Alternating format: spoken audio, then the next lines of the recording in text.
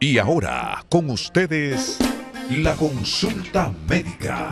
Un programa con las respuestas a sus necesidades de salud a través de las orientaciones de nuestros médicos especialistas. Participe con nosotros a través de nuestras líneas telefónicas en esta, su consulta médica.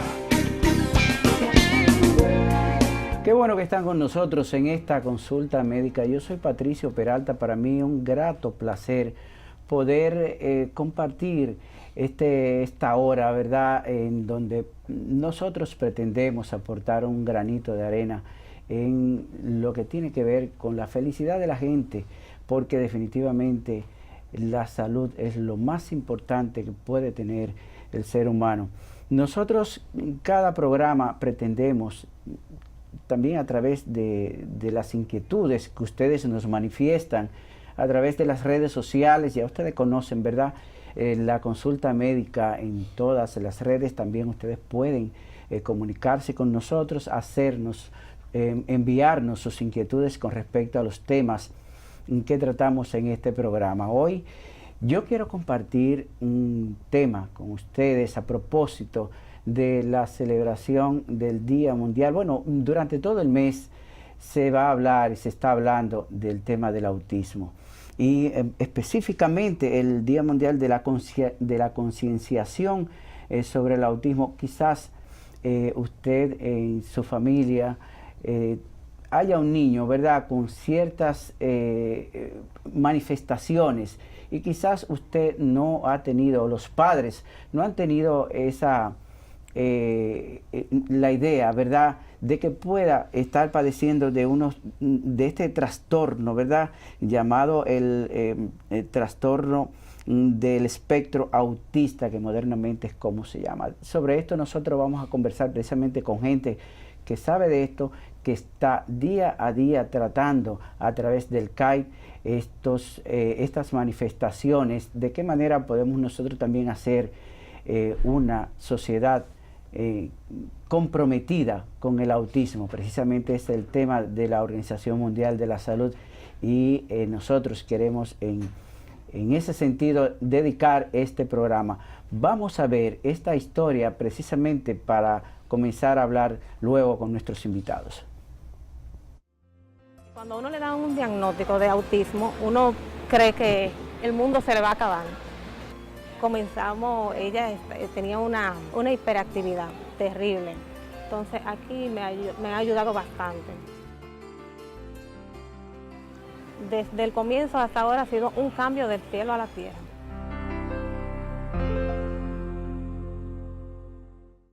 Bueno, vemos esta historia definitivamente, y quizás nosotros hemos sido de alguna manera también, alguna familia que nos está viendo haya sido también favorecido con este programa, estos programas del CAIDI, específicamente en lo que tiene que ver con el autismo. Precisamente yo quiero compartir con ustedes la presencia de la doctora Yaila de Peña. Ella es pediatra con especialidad en discapacidad, y también con el licenciado Luis Armando Rivera. También es encargado del servicio de terapias complementarias del Centro de Atención Integral para la Discapacidad del CAI. La doctora Peña es encargada del servicio de pediatría del CAI. También para mí un grato placer poder compartir con ustedes este programa. Qué bueno. Gracias, Muchas gracias. El placer es nuestro. Bueno, yo creo que para mí sería de mucho crecimiento y ayuda, sobre todo, llevar a la familia dominicana y toda la familia del mundo que nos ve, de qué se trata realmente, porque muchas veces por desconocimiento, tanto en la fase de descubrir, ¿verdad?, el trastorno o la enfermedad, yo quisiera ante todo definir de qué estamos hablando, si estamos hablando de una enfermedad, de un trastorno. ¿Qué es el autismo realmente? Okay. El autismo, como dice su nombre, sus siglas TEA, trastorno del espectro autista, es un trastorno, no es una enfermedad, no es contagioso, y se define por un trastorno que trae dificultades a niveles sociales y de comunicación, primero. Segundo, viene con unas dificultades en términos de ciertos comportamientos estereotipados, y también en muchos de los casos viene acompañado de algunos temitas sensoriales, o sea, la manera en la que el sistema nervioso procesa toda la información sensorial que está alrededor de nosotros. Por ejemplo, aquí nosotros estamos conversando, pero hay un aire que está sonando, hay unas luces que están brillándome muy fuertemente en la cara, y algunos individuos diagnosticados con TEA luchan mucho para organizar esa información sensorial, para que el cerebro sepa filtrar qué es lo que yo necesito ahora mismo y qué parte de todo este bombardeo sensorial es que yo necesito y cómo yo lo puedo canalizar e interiorizar. Entonces, por eso nosotros decimos que es un espectro, porque no todos los individuos con TEA manifiestan el TEA de la misma manera. Todo el mundo, dos individuos con TEA, aunque estén en el mismo grado de severidad, dos individuos leves o dos individuos severos no van a tener la misma necesidad. ¿Qué produce? ¿Realmente es una condición que se produce desde que nace la persona o es adquirida de alguna manera? ¿De qué se trata? ¿Cómo realmente se diagnostica esta enfermedad? Realmente el autismo, y es bueno que usted mencionara la diferencia entre trastorno, condición e enfermedad. No es una síndrome, enfermedad, por ejemplo. No es una enfermedad. Es una condición en el sentido de que es un conjunto de características que son propias de ese individuo. Las causas son multifactoriales. Todavía falta mucho a nivel de investigación y a nivel científico para poder determinar exactamente cuál es la causa del autismo. Sin embargo, se han podido identificar muchos factores biológicos. Es una condición con la que se nace, aunque no todas las manifestaciones están presentes desde el nacimiento. Pero sí se ha visto, por ejemplo, que los cerebros de estos niños son diferentes en la forma en que procesan, pero también a nivel estructural. Hay áreas del cerebro donde se han visto diferencias estructurales en relación a la población sin autismo. Hay muchas manifestaciones que empiezan desde los primeros meses de vida, pero quizás son un poco más difíciles de identificar para alguien que no tenga el expertise. Pero ya cerca del año y medio, cerca de los 2 años, sí pueden aparecer manifestaciones que sean un poquito más fáciles de reconocer incluso por los padres. Estos niños muchas veces tienen, como decía Luis Armando, dificultad en la comunicación social. Es importante hacer esa aclaración de que no es solamente en la comunicación, sino en la comunicación social. Hay niños con autismo que hablan, que se comunican, pero la forma en que lo hacen no es la forma, digamos, adecuada o alguna incoherencia de acuerdo al contexto social en el que se encuentran. Muchos niños incluso empiezan a tener un desarrollo del lenguaje que es percibido como típico por sus padres y que en algún momento ese desarrollo se estanca o incluso puede haber cierta regresión y dejar de utilizar palabras que previamente el niño utilizaba. Casi siempre esas son las cosas que llaman más la atención de los padres, porque la parte de la comunicación es algo que la mayoría de la población le da seguimiento. Ya a los temas sensoriales que mencionaba Luis Armando, hay muchos padres que no los reconocen, pero sí te pueden decir, mira, yo no entiendo por qué mi niño no se deja peinar, o no se deja cepillar los dientes, o no me mira a los ojos. Y realmente estos niños, como decía Luis Armando, muchas veces no tienen todos los recursos a nivel neurológico para procesar esa información que reciben de su medio ambiente. Y hay estímulos que para nosotros pueden pasar desapercibidos, como el ruido del aire que mencionaba Luis Armando, y que a ellos los puede sobrecargar. Yo voy a insistir y yo creo que durante todo el programa podemos ir hablando precisamente sobre estos síntomas, porque yo creo que es una de las partes más importantes el poder identificar, que los padres, las familias puedan identificar a temprana edad, porque evidentemente es una condición que se produce a muy temprana edad, o sea, prácticamente el ser humano, la persona viene con esa condición, ¿no? ¿Por qué se produce realmente esta condición? Los genes evidentemente tienen que ver, ¿verdad? Con esa situación. Sí me gustaría brevemente que usted nos dijera qué es lo que pasa. Evidentemente el componente genético es importante. No tenemos un mapa exacto todavía de cuáles son los genes que pueden producir esta condición, pero se han identificado más de 100 genes que están involucrados en lo que es el desarrollo del autismo. Incluso podemos ver que la prevalencia es mucho mayor cuando tenemos un familiar con autismo. Y en gemelos idénticos homocigotos, casi siempre los dos tienen la condición. O sea que evidentemente sí, el tema genético es importante. Pero yo creo que también se habla mucho también de factores ambientales. Sí. Antes se tenía la creencia de que tener una madre distante Sí. era un factor. Eso ya sabemos que no es el caso, aunque una de las cosas a niveles terapéuticos que se puede trabajar mucho con esos niños es el vínculo con sus padres y con las personas alrededor de ellos, y obviamente eso va a traer mejorías en los síntomas del autismo. Pero ese debate de que si de exactamente de dónde viene, todavía nosotros no tenemos una respuesta certera. Es una combinación de muchísimos factores, así como decía Yaila también, no solamente en el caso de los gemelos, pero el hecho de tú tener un primer hijo con autismo, el segundo hijo que venga por ahí también tiene una gran bueno, quizás no tan gran, pero tiene un porcentaje interesante de también venir con el trastorno. Bueno, yo quiero compartir precisamente atendiendo a estas distintas causas que ustedes han mencionado de por qué se produce en el ser humano esta condición. Nuevos estudios que se han realizado precisamente en Europa con unos 4 millones de niños realizados recientemente en 5 países diferentes. Podría arrojar luz sobre la relación de esta enfermedad con la edad de los padres. Los resultados, y voy a comentarle, de este estudio arrojaron que los padres que tenían mayor probabilidad de tener un niño autista era mayor sobre todo en las madres adolescentes, también en los padres mayores de 40 años de edad y padres cuyas edades tenían una diferencia de más de 10 años. Pero también esta situación empeoraba o era más propenso, podemos decir, los padres cuando ambos padres eran mayores de edad. Vamos a ver este reporte de Miguel Ángel Rivera de La Voz de América, que nos habla sobre estos últimos avances y descubrimientos con respecto a este tema.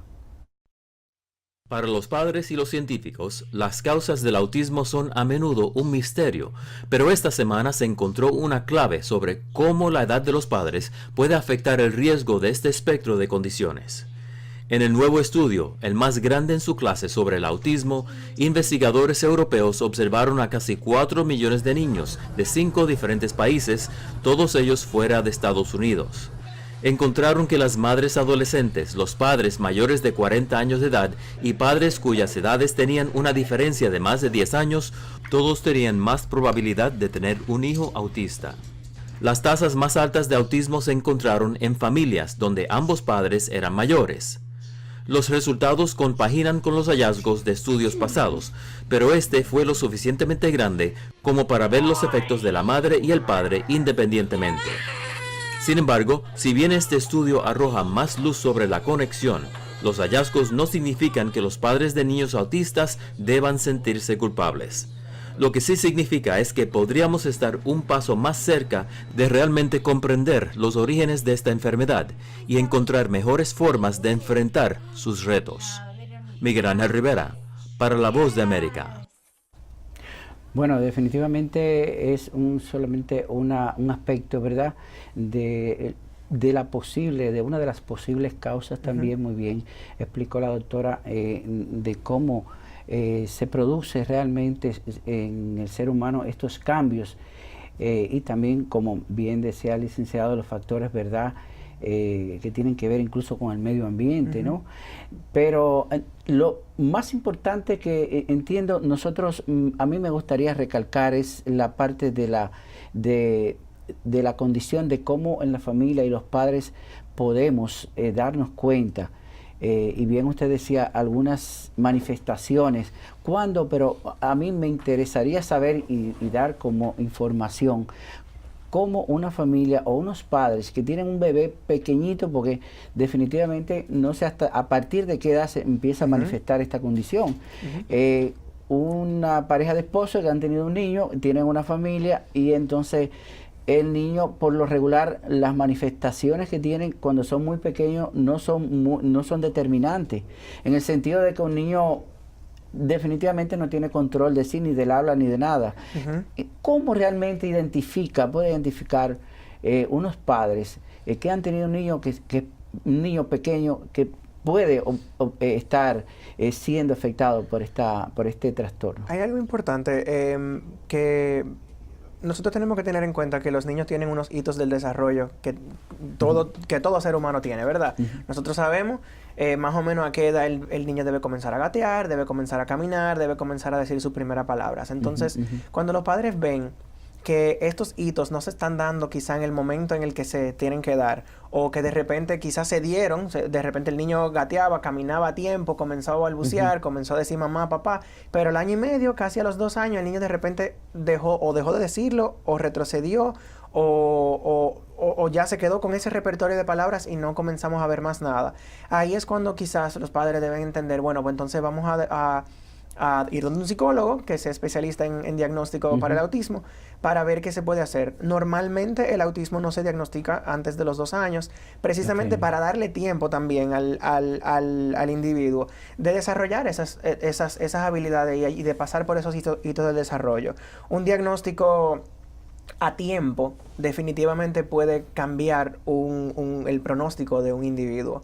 Se habla, incluso antes se hablaba de que del autismo nunca se sale, que ciertamente hay muchas corrientes que hablan de eso, porque tú vives con esa condición ajustada o mejor manejada por el resto de tu vida, pero hay individuos que muestran una mejoría tan grande cuando se interviene temprano y a tiempo, que muestran una mejoría tan grande que es casi, vamos a decir, que no se puede percibir.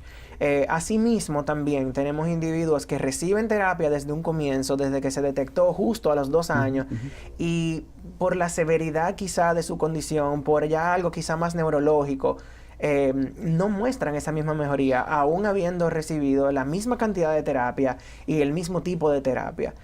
O sea que por eso es lo que nos dice a nosotros, que además de la estimulación que es tan necesaria, hay unos temas y unos marcadores a nivel ya biológico y neurológico que son sumamente importantes. Esas son manifestaciones básicamente neurológicas, como usted dice, comportamiento.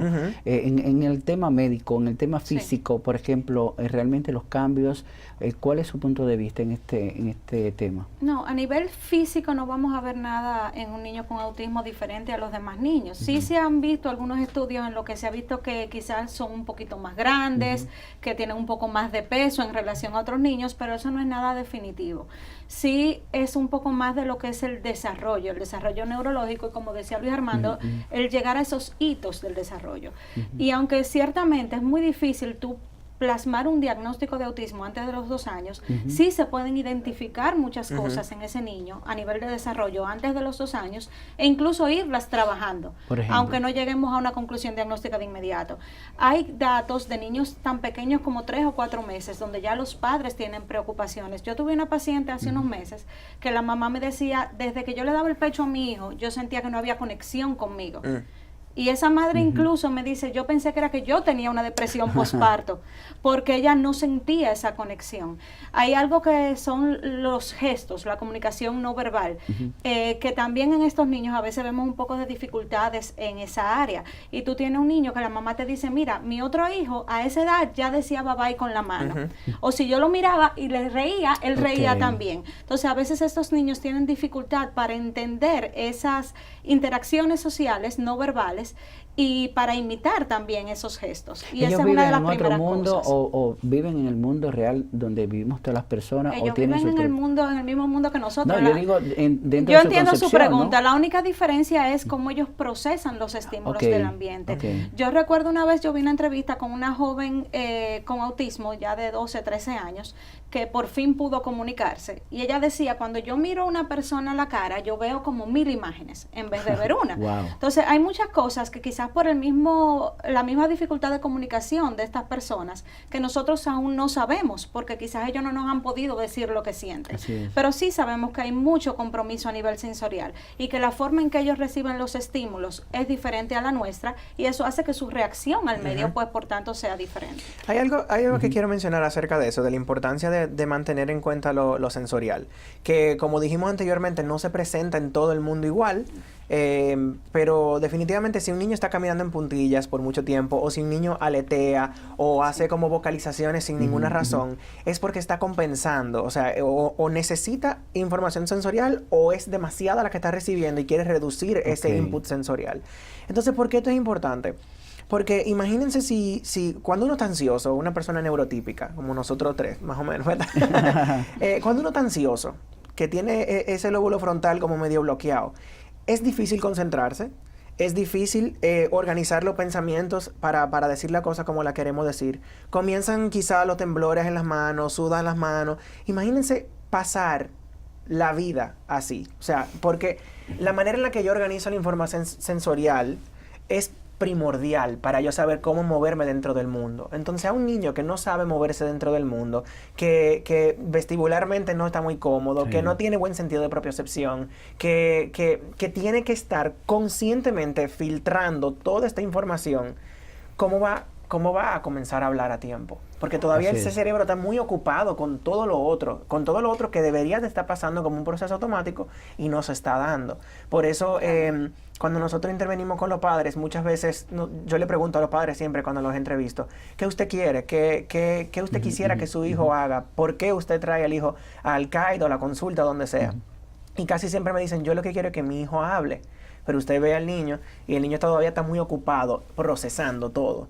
Y en la medida que se da ese proceso, que con terapia ocupacional y diferentes estimulaciones, pues entonces comenzamos a ver cambios y comenzamos a ver quizá una apertura más hacia la comunicación, hacia los otros. Pero ¿cómo yo le voy a poder prestar atención a otra persona o estar pendiente del otro si yo estoy muy comprometido con lo mío todavía? Así es, sí. Bueno, es una situación definitivamente bastante complicada. Es muy complejo. Complejo, que solamente ellos mismos en su mundo son los que pueden realmente tener un concepto definido de lo que tienen. Definitivamente uno apenas puede, y ustedes lo que son expertos, precisamente en todo este trabajo que están realizando en el CAI, con toda esta experiencia que ustedes tienen, que me gustaría conversar al respecto. Mientras tanto, yo quisiera, me permitan una pausa también ustedes, amigos amables televidentes, y vamos a ver antes de la pausa esta historia precisamente del caso de Edwin Muñoz. Adelante.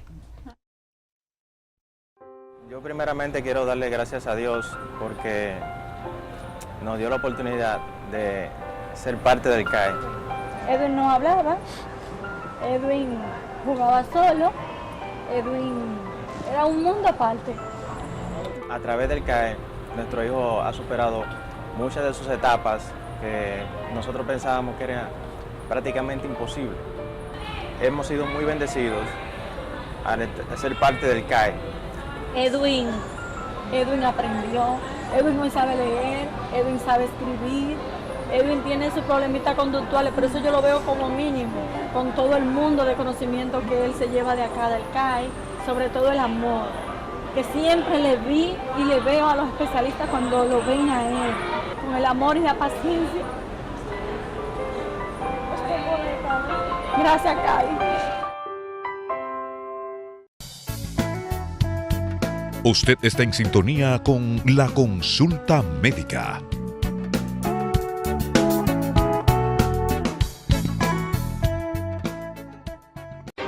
No desperdicies el agua, que está escasa. Hay sequía y para que no se acabe hay que ahorrarla, economizarla. Cuando riegues las plantas, no uses la manguera. Usando una regadera, tendrás más control del agua que usas. Recuerda, cuidar el agua es responsabilidad de todos. República Digital Educación ya es un hecho y se convertirá en una herramienta educativa moderna. Un soporte importante para nosotros los docentes, con el fin de que las TICs impulsen la mejora del proceso de enseñanza y un recurso para el abordaje de las competencias fundamentales, para así lograr en los estudiantes mejores resultados, convirtiéndolos en críticos, analíticos y reflexivos. La tecnología ha llegado a contribuir a que las aulas sean espacios más divertidos y educativos. Hoy dejamos atrás la escuela de lápiz y papel y entramos a una nueva escuela de computadoras y contenidos digitales. Esta es la era de la República Digital. Ministerio de Educación.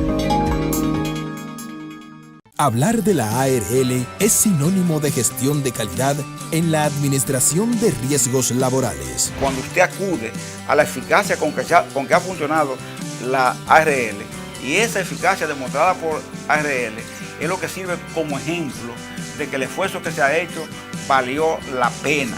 El trabajador dominicano sabe que puede contar con la ARL, soluciones cuando realmente importan. Gracias por llamar a Oriéntate, su apoyo psicológico en línea, donde orientamos su presente para mejorar su futuro. ¿Tu especialista en línea, New York le asiste en qué le puedo ayudar? Al hacer contacto con Oriéntate, cada uno de nuestros afiliados encontrará en nuestros orientadores no solo al especialista que lo ayudará a encontrar solución a su problema, también una mano que lo apoyará en los tiempos difíciles.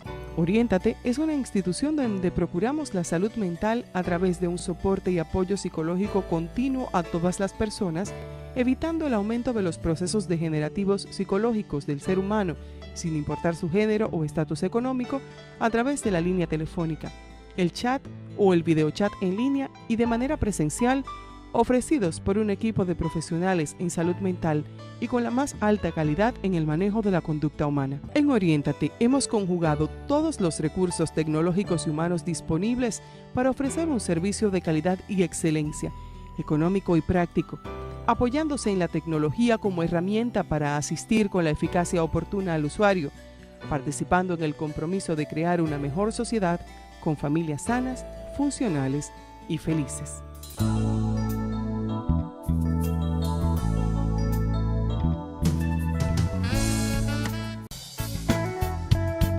Usted está en sintonía con La Consulta Médica.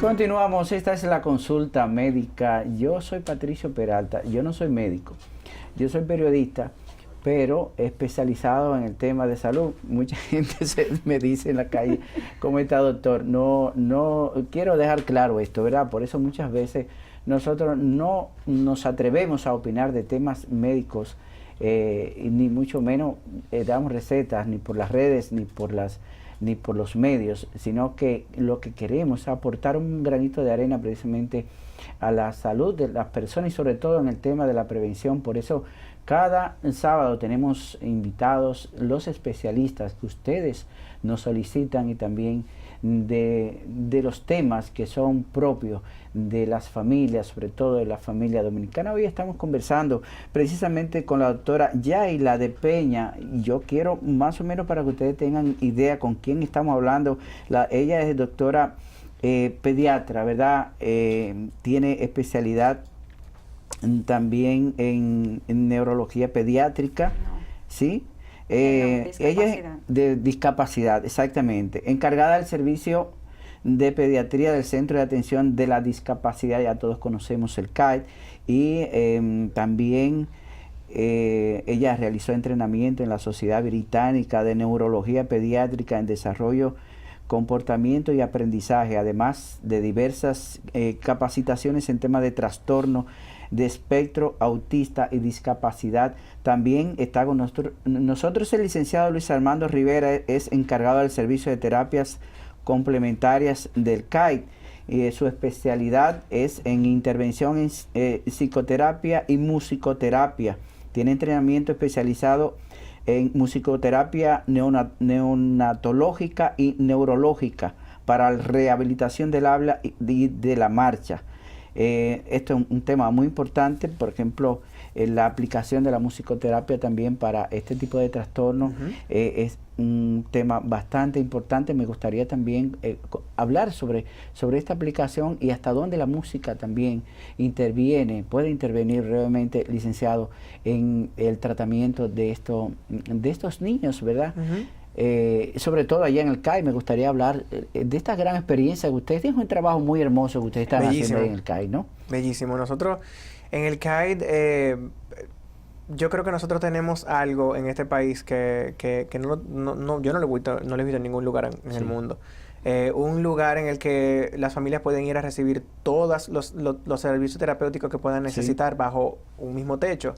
Nosotros tenemos 19 servicios médicos y terapéuticos, servicio social, pediatría, nutrición, psiquiatría, musicoterapia, como usted decía, terapia ocupacional, física, del habla. O sea, una familia llega al CAID con la necesidad de descubrir un diagnóstico o con un diagnóstico descubierto y que necesita intervención, y lo más probable es que vayan a poder encontrar todo lo que necesiten en un mismo lugar.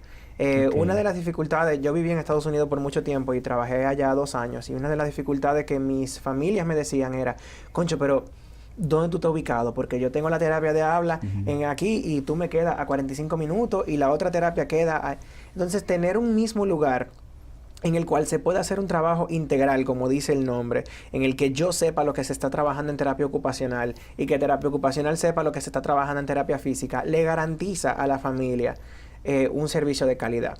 Y nosotros en el CAI también nos enfocamos mucho en el trabajo con las familias, pues nosotros tenemos los niños 2 y 3 horas al día, pero por el resto del tiempo la familia es quien tiene ese niño. Entonces, capacitar a la familia, ayudarlos un poquito con ese duelo inicial de un diagnóstico que puede ser tan difícil, especialmente si no cuenta con recursos. Para nosotros es sumamente importante. Yo creo que la labor de la primera dama, la licenciada Cándida Montilla de Medina, y del despacho de la primera dama, de tener esta iniciativa tan grande, tan ambiciosa, y que ya lleva unos 5 o 6 años funcionando. ¿Cuántos centros actualmente están funcionando y dónde? Ahora mismo tenemos 3, el CAID Santo Domingo, el CAID en Santiago y el CAID en San Juan, y por ahí vienen 2 más. En Santo Domingo Este está proyectado otro CAID, ¿verdad? Sí, su experiencia, doctora, dígame.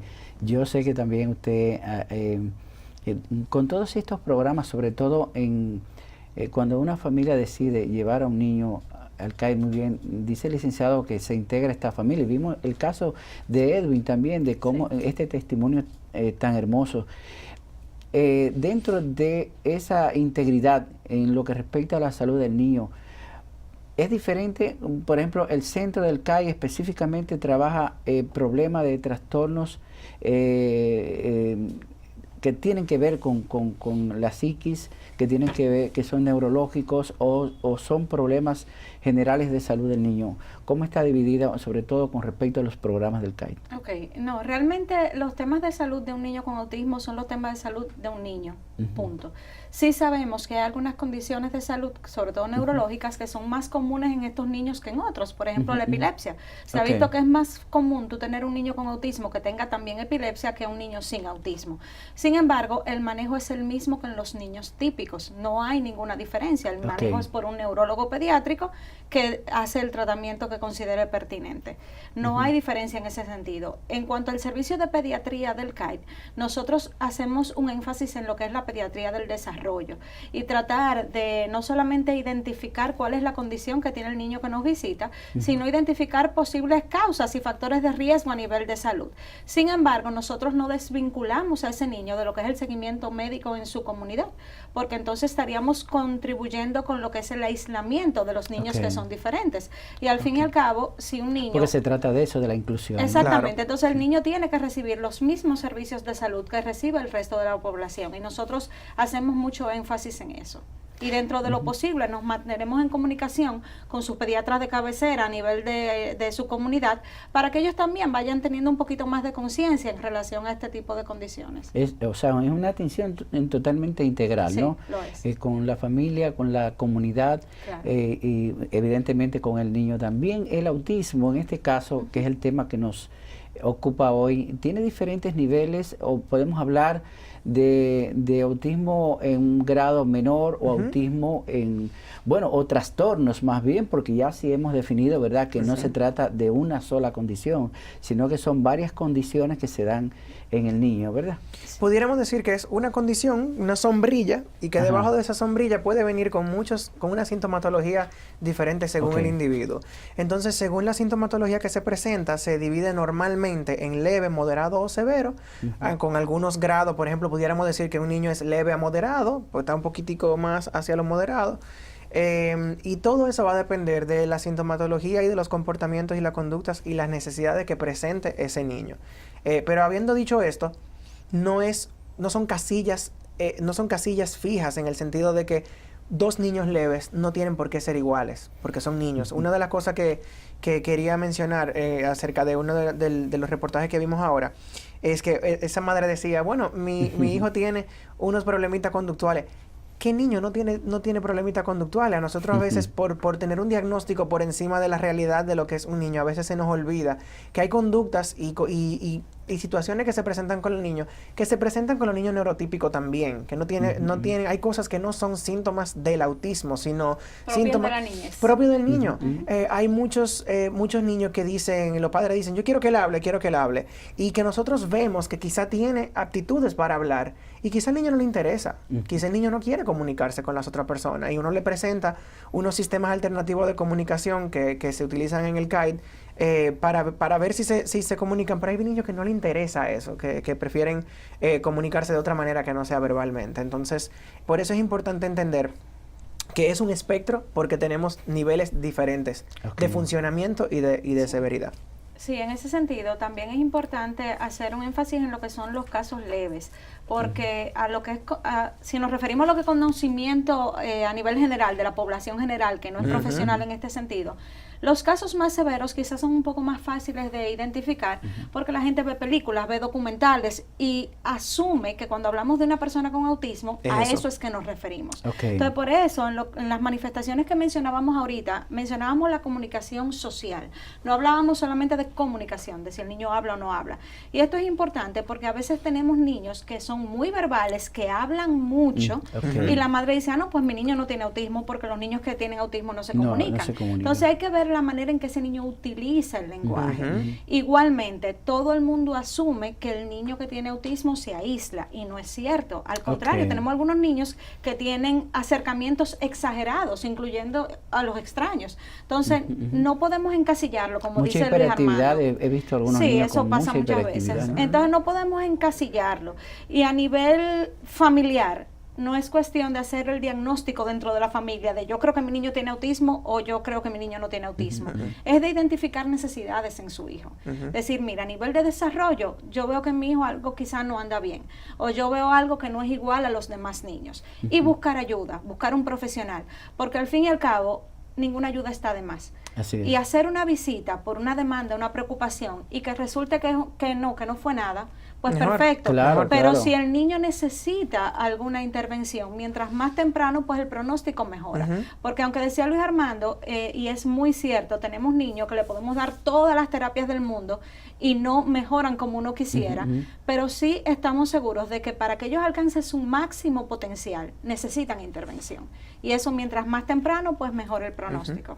Así es. Bueno, y en el CAID, ¿cuáles son los casos que más ustedes trabajan? O sea, ¿cuáles son los casos que más se dan y que reciben atención? Autismo, otros. Nosotros en el CAID trabajamos con 3 condiciones. Trabajamos con parálisis cerebral, trabajamos con síndrome de Down y trabajamos con trastornos del espectro autista. Aunque esas son las únicas 3 condiciones que trabajamos, tenemos muchas familias que se acercan simplemente porque ven algo en su hijo a nivel de desarrollo y necesitan una evaluación. Y nadie se le niega esa parte, a nadie se le niega la atención. Aunque trabajamos solamente con 3 condiciones, el proceso de evaluación pues lo ofrecemos a todo el que solicita para al menos darle una orientación en cuanto al diagnóstico de su hijo y referirlo a las instituciones que sí trabajen con la condición que su hijo tenga. Y es totalmente gratis, ¿no? No es totalmente gratis. Eso es importante que no... Bueno, pero casi, o sea, realmente no es gratis, pero nosotros digo gratis en el sentido de que todas las familias pueden acercarse. Todas las familias pueden acercarse. Y nosotros tenemos un servicio social que hace una evaluación socioeconómica y determina lo que es la categoría social y económica de esa familia, y el pago pues va de acuerdo a esa evaluación. Es un sistema estandarizado que se usa incluso en otras instituciones del Estado, y de acuerdo a esa categoría pues el pago del paciente. Tenemos muchos pacientes que no pagan nada. De todas formas, los que pagan más, pagan mucho menos que lo que se paga pues a nivel privado o en otras instituciones fuera. Muchísimo menos. Bueno, hay un aspecto que de las preguntas que nos han llegado precisamente, dice que si el autismo, que es el tema que realmente nos ocupa hoy, si es más propenso la mujer o el hombre, en este caso, bueno, el género, ¿no? Femenino, realmente, ¿cómo se distribuye esta condición en cuanto a género? Va bastante a la par, porque tenemos muchos países en los que se ve una incidencia mayor en masculinos, sin embargo hay otros que reportan mayor incidencia en el género femenino. Entonces realmente va bastante a la par, va cerca de un 50-50. Y no hay nada hasta el momento que demuestre que hay una predilección de género. Y hay algo también importante, que a pesar de que nosotros a nivel mundial se dice que un niño, 1 en 59 niños viene con un trastorno del espectro autista, se han observado también cambios en esas estadísticas a nivel regional. Por ejemplo, en Corea del Sur hace como unos 2 o 3 años hicieron un estudio de la incidencia y vieron que había como 1 en 37, una cosa así. Entonces, es importante saber que cada vez las estadísticas van cambiando, la prevalencia a través de los años ha aumentado, no necesariamente porque hay una epidemia ni nada de eso, porque como no es una enfermedad, pero sabemos definitivamente que primero los instrumentos para detectarlo se han vuelto más sofisticados. Ahora podemos detectar factores de riesgo para el autismo muchísimo más temprano que antes. Pueden existir algunos factores ambientales que desconocemos todavía, que estén haciendo que la prevalencia aumente, pero definitivamente sí tiene mucho que ver con que los instrumentos han cambiado y que tenemos cosas más sofisticadas ahora para poder ¿Por dónde andarían aquí en la República Dominicana los números con respecto a estas diferentes trastornos, podemos decir, en los niños? Bueno, en cuanto a estadística real, pues andamos bastante cerca de lo que es la población internacional. La diferencia puede venir en lo que son los casos detectados, porque todavía tenemos muchos casos de autismo y de otros trastornos del desarrollo que nunca son llevados a un lugar en busca de evaluación. Lamentablemente. Nosotros ahora en el CAID, que desde que el CAID existe, hay mucho más conocimiento y hay más campañas de concienciación. Hemos recibido niños de 6, 7 años que la familia te dice, mira, yo noté esto desde los 2 años. ¿Y dónde lo llevaste? No, a ninguna parte, pero ahora supe del CAID y lo traje. Entonces, las estadísticas nuestras por el momento no van a ser nunca reales, porque hay muchos casos que no conocemos porque la familia nunca buscó ayuda. Así es. Bueno, precisamente con el tema de género, hay también otras investigaciones con respecto a este trastorno neurológico que afecta desproporcionadamente más a los niños. Dice este estudio que a las niñas en un porcentaje de 4 veces más frecuente en hombres que en mujeres.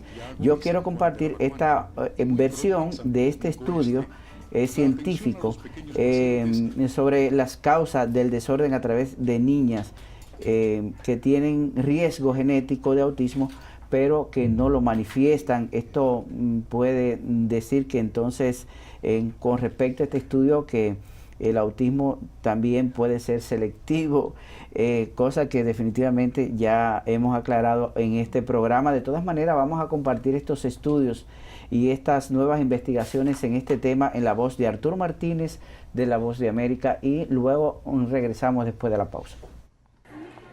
1 de cada 68 individuos en Estados Unidos es diagnosticado con autismo, un trastorno 4 veces más frecuente en hombres que en mujeres. Sin embargo, las últimas investigaciones de la comunidad científica en torno al autismo prueban que hay niñas con riesgo genético de padecerlo, pero no lo manifiestan.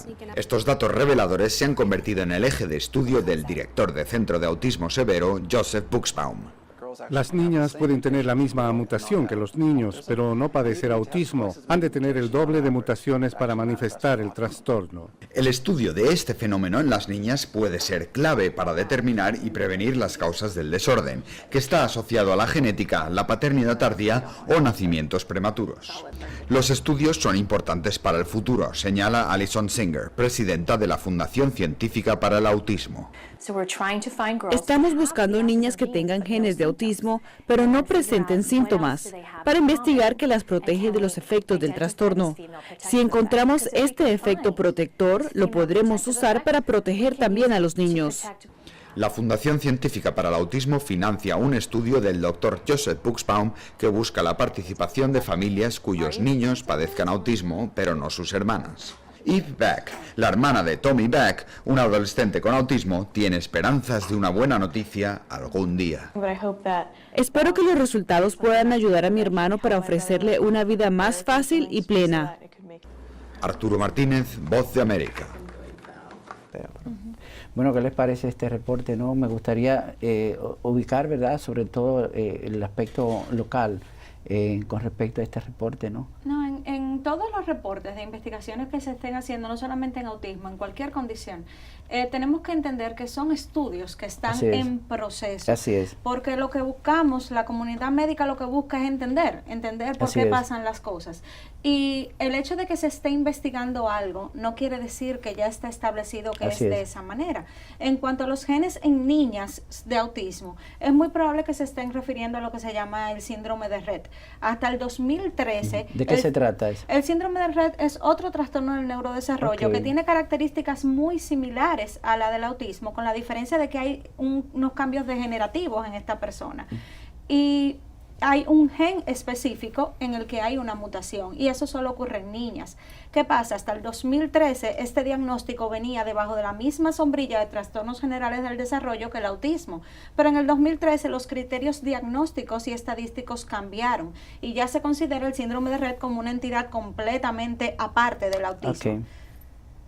Bueno, aclarada esta situación, nosotros vamos a compartir ahora, antes de la pausa, precisamente un nuevo reporte que quiero compartir en este programa, sobre todo en los aspectos, ¿verdad?, que tiene que ver con esta gran labor que se está realizando a través del CAI. Adelante. El gobierno del presidente Danilo Medina, celoso guardián de los derechos ciudadanos, fomenta en el alma dominicana los valores de la equidad, la solidaridad y la igualdad. Pero lograr un mundo inclusivo es deber de todos, es colectivo. Llamo a comprometernos activamente en esta cruzada por un mundo respetuoso de la dignidad de todas las personas, sin importar su condición. Nos permitan avanzar hacia la meta de una sociedad libre de discriminaciones.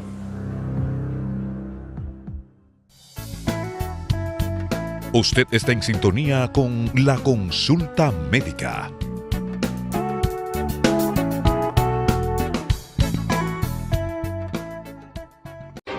No desperdicies el agua, que está escasa. Hay sequía y para que no se acabe hay que ahorrarla, economizarla. Cuando riegues las plantas, no uses la manguera. Usando una regadera, tendrás más control del agua que usas. Recuerda, cuidar el agua es responsabilidad de todos. República Digital Educación ya es un hecho y se convertirá en una herramienta educativa moderna, un soporte importante para nosotros los docentes, con el fin de que las TICs impulsen la mejora del proceso de enseñanza y un recurso para el abordaje de las competencias fundamentales, para así lograr en los estudiantes mejores resultados, convirtiéndolos en críticos, analíticos y reflexivos. La tecnología ha llegado a contribuir a que las aulas sean espacios más divertidos y educativos. Hoy dejamos atrás la escuela de lápiz y papel y entramos a una nueva escuela de computadoras y contenidos digitales. Esta es la era de la República Digital. Ministerio de Educación. El trabajador dominicano cuenta con un amigo que resuelve en sus momentos más difíciles.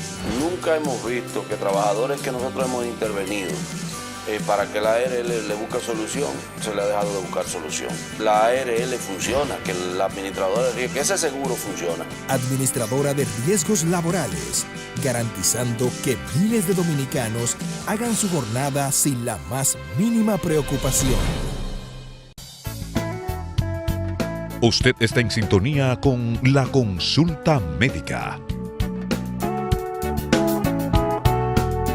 Continuamos, esta es La Consulta Médica. Yo soy Patricio Peralta y me siento muy complacido de la presencia de la doctora Yaira de Peña. Ella es la encargada de los servicios de pediatría, ¿verdad?, del CAI. También el licenciado Luis Armando Rivera es encargado del servicio de terapias complementarias también del CAI. Y bueno, hemos estado viendo todos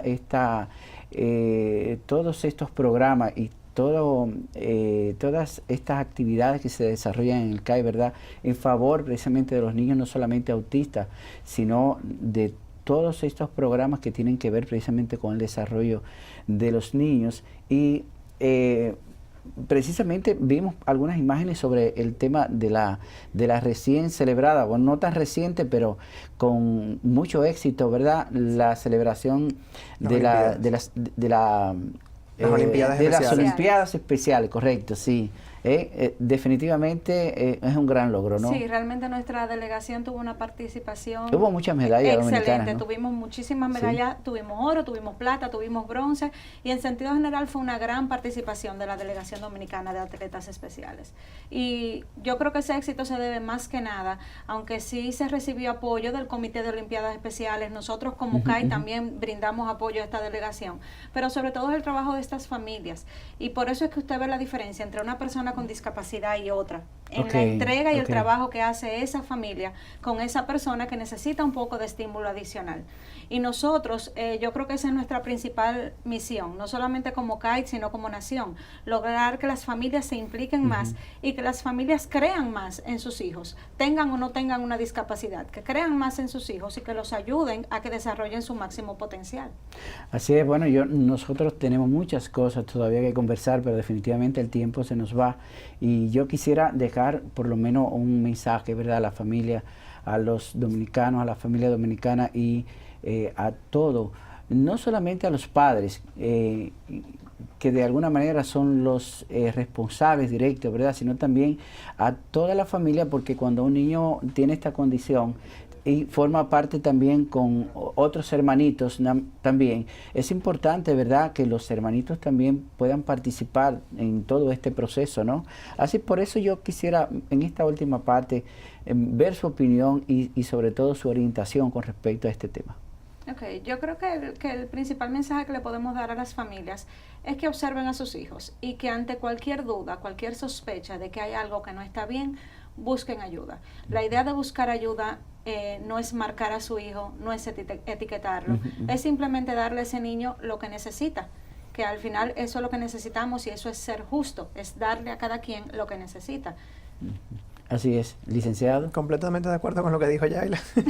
Es importante brindarle quizá a las familias como esa esperanza de que hay un lugar donde uno puede ir a averiguar cualquier cosa que uno necesite saber. Si comenzamos a detectar algo que quizá nos hace un poquitico de ruido o como bien decíamos ahorita, si comparando con los otros hermanitos o con los sobrinitos o cosas así, decíamos, bueno, pero fulanito al año y medio hablaba y decía tal cosa y mi niño tiene 3 años casi, no hace eso. Entonces, acudir a donde un profesional de la salud mental, donde un psicólogo o en el CAI, para que se haga un diagnóstico certero acerca de la situación y que comencemos entonces a intervenir. Así es. Bueno, este es el mensaje y yo quiero compartir en esta última parte precisamente el mensaje que nos deja la Organización Mundial de la Salud con respecto a este símbolo. Es el símbolo de el infinito, porque la creatividad no tiene límites. Precisamente nosotros en esta jornada y todo este mes del autismo, en conmemoración de la concienciación sobre las personas que padecen este trastorno, para que nosotros también de alguna manera apoyemos esta campaña sobre concienciación de autismo y podamos también incluir en todas nuestras redes sociales, ¿verdad?, para que podamos tener una sociedad que sea más inclusiva con las personas que padecen el autismo. Nosotros les dejamos con este mensaje. Muchas gracias por estar con nosotros. ¿Nos ayudas a construir una sociedad comprometida con las personas con autismo? Yo me comprometo. Yo también. Y yo. Yo también. Yo también. Yo me comprometo. Y yo. Yo me comprometo. Nosotras también. Yo me comprometo. Yo me comprometo. Haz un gesto por el autismo.